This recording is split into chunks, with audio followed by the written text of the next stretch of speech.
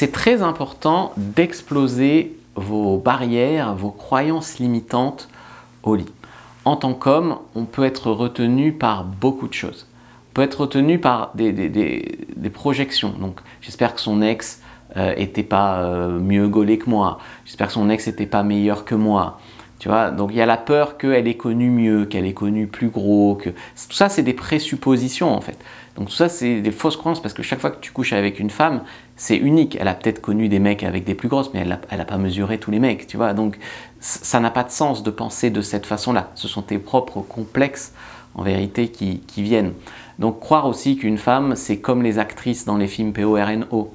D'accord, donc par exemple que voilà, elles attendent toutes des trucs de fou, des positions de folie, des mecs qui tiennent des heures. Faut savoir que dans les films, les mecs, voilà, ils sont un peu chargés aussi, hein, il faut se le dire. Donc c'est pas tout à fait tout naturel tout ça. Plus c'est des films en fait, c'est du divertissement, donc c'est normal.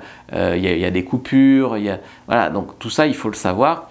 Il ne faut pas croire que les femmes de la vraie vie sont comme les femmes de ces films-là. En plus, si tu regardes trop de ces films-là, tu peux être un peu addict, bien sûr, mais aussi désinhibé. Donc, par exemple, tu as l'impression que dans la vraie vie, tu vas avoir des pratiques extrêmes. Et il va te falloir des pratiques de plus en plus extrêmes pour atteindre le même degré d'excitation que dans les films, dans la vraie vie. Donc, c'est impossible.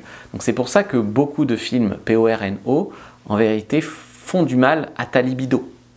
Donc ça, c'est un peu les croyances qui peuvent venir de l'extérieur sur lesquelles c'est important de travailler pour être un bon coup. Donc quand tu focaliseras sur comment toi tu peux t'améliorer au lit, plutôt que de penser à son ex, que de penser aux acteurs, que de penser à tout ça, ça ira beaucoup mieux.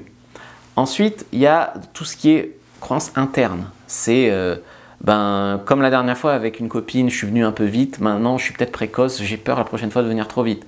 Ou comme la dernière fois avec une fille, j'ai pas réussi à la garder dure, en fait je suis un mec qui a du mal à garder dur, donc la prochaine fois j'ai peur de pas la garder dure, et donc tu rentres dans un cercle vicieux où tu la gardes pas dure en fait. Puis il y a tous les problèmes qui sont faussement posés. Par exemple, ah je finis pas donc je dure longtemps, je l'impressionne. Non, la fille est déçue si tu finis pas par exemple.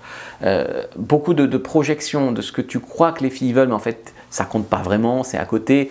De choses qui comptent vraiment au lit, mais à laquelle tu passes totalement en altitude. Tu vois, tu accordes pas d'importance alors que pour les femmes c'est important.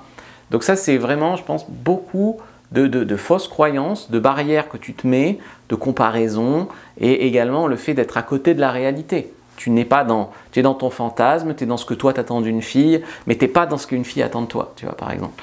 Et donc en fait, tu es à côté et c'est, même si tu as de la bonne volonté, si tu n'as pas conscience de tout ça, tu seras à côté toute ta vie.